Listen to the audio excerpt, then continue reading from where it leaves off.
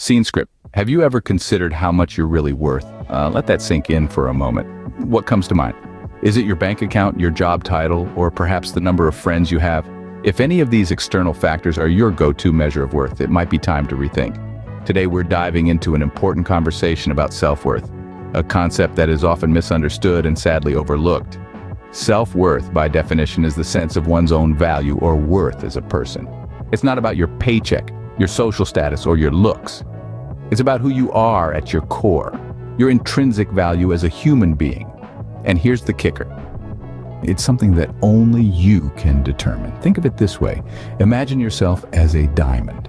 Now, a diamond doesn't rely on its surroundings to shine. It doesn't need to be set in a luxurious piece of jewelry or displayed in a high-end boutique to know it's valuable. It shines because it's a diamond, period. That's self-worth. It comes from within and is not contingent on the external world. This is where self-worth differs from external validation. External validation is the applause you get from the outside world. It can feel good, sure, but it's fleeting. It's also unreliable because it's based on other people's judgments, which can change like the wind. Self-worth, on the other hand, is steady. It's a constant that remains unaffected by the ebb and flow of life circumstances. So why is understanding this concept so important? Because when you know your worth, you set the standard for how others treat you. You make healthier choices, establish stronger boundaries, and live a more fulfilling life. In the end, the value you place on yourself dictates the quality of your relationships, your experiences, and indeed, your life. So I urge you to reflect on your self-worth and remember this. No external factor, no matter how significant, can determine your worth. Remember, your worth is not determined by external factors, but by how you see and value yourself. The first step to valuing yourself starts with self-awareness. Now, you might ask, what is self-awareness? Well, it's understanding your own needs, desires, failings, habits, and everything else that makes you, you. It's about knowing what makes you happy, what makes you tick, and what pushes your buttons. It's about recognizing your emotions, your behaviors, and how they affect the people around you. You see, we all have strengths and weaknesses. It's part of being human, but many of us don't take the time to really understand what those are. We might know we're good at something, but do we really know why, or how we can use that strength to our advantage? And on the flip side, do we know what our weaknesses are and how we can work on them? Take a moment to think about this. What are your strengths? Are you creative? Are you a problem solver? Do you have a knack for connecting with people? And what about your weaknesses? Are you disorganized? Do you procrastinate? Do you let your emotions rule your actions? And it's not just about recognizing these traits, it's about understanding how they affect your life and your relationships. How do your strengths benefit you? How do your weaknesses hold you back? Next, consider your values. What's important to you? Is it honesty, integrity, kindness, ambition? Your values guide your behavior and decisions. They're the backbone of who you are as a person. Finally, think about your passions. What do you love to do? What brings you joy and fulfillment? Your passions are the things that make you feel alive, that make you want to get up in the morning. Understanding all these aspects of yourself is key to self-awareness. It's a journey of discovery, of looking inward and really getting to know yourself. And it's not always easy. It takes courage to face your weaknesses and humility to acknowledge your strengths, but it's worth it.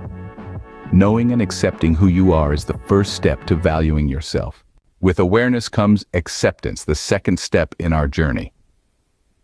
Let's dive into the realm of self-acceptance.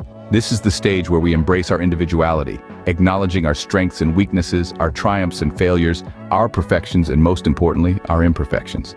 You see, self-acceptance isn't about pretending we're flawless or trying to fit into a mold that society has built. No, it's about acknowledging our flaws, our idiosyncrasies, and recognizing them as integral parts of who we are. It's about loving every freckle, every scar, every quirk, every eccentricity. Think about it. Each one of us is a unique blend of traits and experiences.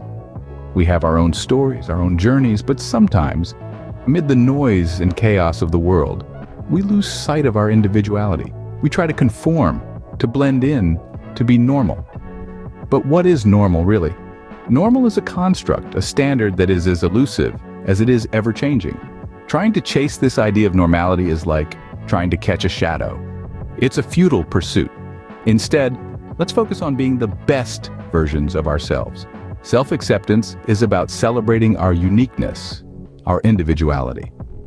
It's about understanding that our worth is not determined by how closely we resemble an ideal, but by our own inherent value as human beings. And this isn't just about accepting our physical attributes. It's about accepting our thoughts, our emotions, our dreams, and our fears. It's about allowing ourselves to feel, to dream, to aspire, and yes, to fail. Because it's through these experiences that we grow, that we evolve. So let's start today. Let's look ourselves in the mirror and say, I am enough, I am worthy, I am unique, because we are. We are all unique. And that's what makes us extraordinary. Remember, everyone has their own pace in this journey. It's not a race, but a personal voyage of self-discovery and self-love. Let's take it one day at a time, one step at a time. Acceptance isn't about being perfect, it's about being perfectly you. The third step in valuing yourself is to love yourself. Let's break it down. Self-love, in its simplest form, is about treating yourself kindly, both in thought and action. It's about acknowledging your worth and taking care of your own needs. This isn't about vanity or arrogance. Rather, it's about recognizing that you, like everyone else, are worthy of respect, kindness, and love. Imagine yourself as a garden. You wouldn't just plant a seed and then leave it to fend for itself, would you? You'd water it, make sure it gets enough sunlight, and protect it from pests. This is self-love. You're the garden and the gardener. Your well-being, physical, emotional, and mental, is the plant that needs nurturing. Let's start with physical well-being. This can be as simple as maintaining a balanced diet, exercising regularly, and getting plenty of sleep. It's about treating your body with respect. After all, it's the only one you've got. Next, let's talk about emotional well-being. This involves acknowledging your feelings, both good and bad. It's okay to feel sad or angry. Don't suppress these emotions. Instead, allow yourself to feel them, understand them, and then let them go. Remember, it's okay to seek help if you're feeling overwhelmed. Reach out to a friend, a family member, or a mental health professional. You're not alone. Lastly, there's mental well-being. This can involve activities that challenge your mind, like reading, puzzles, or learning a new skill. It also involves mindfulness, which is being present and engaged in the moment. This helps to reduce stress and increase happiness. All these elements, physical, emotional, and mental well-being, contribute to your self-worth. They help you to realize that you are not just important, but invaluable. Remember, you can't pour from an empty cup. You need to take care of yourself first before you can take care of others. In conclusion, self-love isn't about being self-centered or egotistical. It's about acknowledging your own worth and taking positive actions to nurture your own well-being. Self-love isn't selfish. It's necessary for healthy self-esteem. Let's take a moment to reflect on what we've discussed today. We've navigated through the realms of self-awareness, self-acceptance, and self-love, 3 crucial steps towards understanding how to value ourselves more profoundly. We started with self-awareness, the first step, the foundation, recognizing our strengths, acknowledging our weaknesses, understanding our desires and aspirations, and accepting our fears and anxieties. It's a journey into our inner selves, a journey that requires courage and honesty. Then we moved on to self-acceptance, the second step. It's about embracing who we are, the good, the bad, and the ugly. It's about accepting our flaws and imperfections as part of our unique selves. This does not mean that we stop striving for improvement, but rather, we learn to love ourselves despite our shortcomings. Finally, we explored self-love, the third and final step. It's about treating ourselves with kindness and respect, about prioritizing our needs and well-being. It's about celebrating our accomplishments, no matter how small, and being gentle with ourselves when we stumble or fall. These steps are not linear, but rather, they intertwine and overlap, each one reinforcing the other. They are a continuous process, a lifelong journey towards self-value.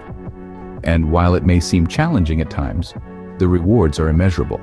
By practicing self-awareness, self-acceptance, and self-love, you not only enhance your relationship with yourself, but also your relationships with others.